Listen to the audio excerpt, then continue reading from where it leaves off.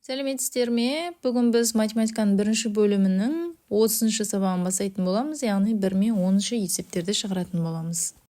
30-шы сабақ көлем сыйымдылық, яғни көлемнің өлшем бірліктері туралы айтатын боламыз. Бірінші есеп, ыдыстарды көлеміне қарай салыстыр, не байқадың? Ыдыстарды көлеміне қарай салыстыратын болсақ, солдан оңға қарай 3 литр 2 литрден артық, 2 литр 1 литрден артық. Яғни бұл жерден біз не байқадық? Көлемі үлкен ыдысқа көбірек сұйықтық сиятынын байқадық.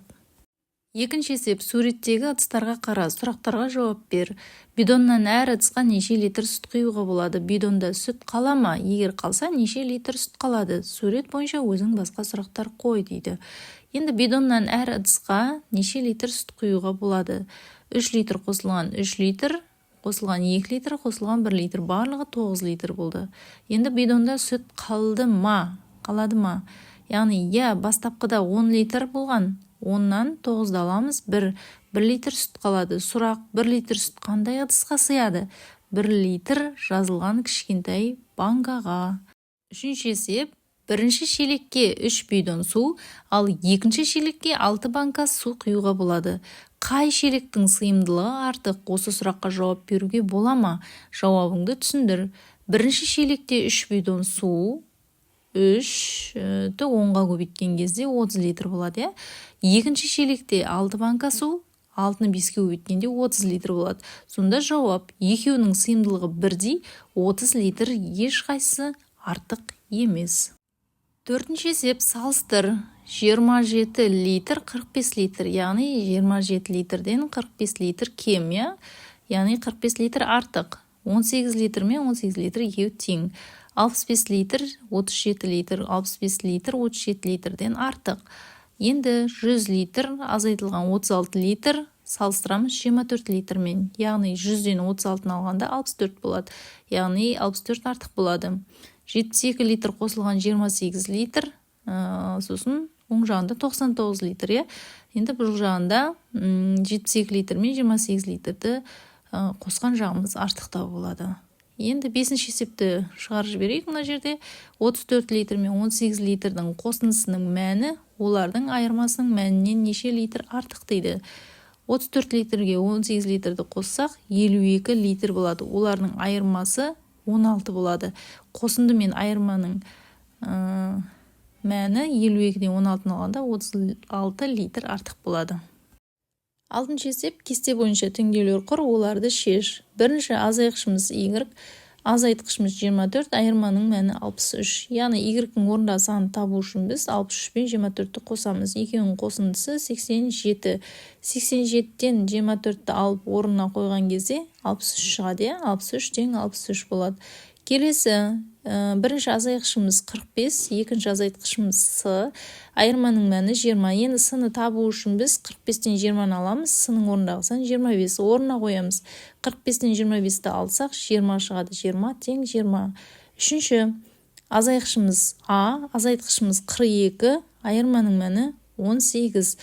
Яғни бұл жерде А-ны табу үшін біз 42-ге 18-ді қосамыз. Қосындының мәні 60. 60-тан 42-ні азайтамыз, орнына қойып, 18 шығады, 18 тең 18 болады. Жетінші есеп, бірінші жолға теңдіктер мен теңсіздіктерді, ал екінші жолға санды және әріпті өрнектерді жаз дейді. Теңдіктер мен теңсіздіктер, яғни бұл жерде В артық 5-тен. Мына жерде мен барлығын жазып қойдым, санды және әріпті өрнек және теңсіздіктер мен теңсіздіктерді. 8-ші есеп, есепті шығар. Дастан бөшкеден 19 литр су алып, оны астауға құйды. Бөшкеде 24 литр су қалды. Бөшкеде неше литр су болған еді? Енді бөшкеде қалған 24 литр болса, құйылған 19 литр, сонда болғаны белгісіз. Оны табу үшін біз 24 пен 19-ды қосамыз, яғни 43 литр. Жауабы болғаны 43 литр. 9-шы есеп, салыстыр. 48 литр, 84 литр, яғни 84 литр артық. Бұл жерде 92 литр, 29 литр, яғни бұл жерде 92 литр артық. 23 қосылған 47, бұл екеуінің қосындысы 70 литр болады. 24 пен 46-ны қоссақ 70 литр болады, яғни екеуі тең деген сөз. 78 литр азайтылған 29 литр 49 литр екеуін азайтқанда, 77 литр мен 28 литрді азайтсақ 49 литр, яғни екеуі де тең. 10 есепте ойлан тап дейді. Енді сыйымдылықтар 10 литр және 3 литр болатын екі ыдыс берілген. Осы ыдыстарды пайдаланып 8 литр суды қалай құйып алуға болады? Енді бұл жерде бірінші 10 литрлік ыдысты толтырамыз 10 литрге, 3 литр ыдысқа құямыз, 10-нан 3 аламыз, 7 литр қалады. 3 литр ыдысты төгіп тастаймыз, 7 литрді 3 литр ыдысқа қайта құямыз да, 3 литр толады, 4 литр қалады. 3 литр ыдысты тағы төгеміз, қалғаны 4 литрді 3 литр ыдысқа құйып, ол жерде 1 литр қалады. 10 литрді қайта толтырамыз, тағы 10 литр болады. 3 литр ыдысқа 2 литр құямыз, сонда толық болады. Ішінде 1 литр болған, яғни 10 литр ыдыста 8 литр қалады екен. Бүгінгі сабағымыз аяқталды. Келесі сабақта кездескенше, келесі сабақты жоғалтпамас үшін каналға тіркеліп, лайк басып, қоңыраушаны басып тіркеліп алыңыздар.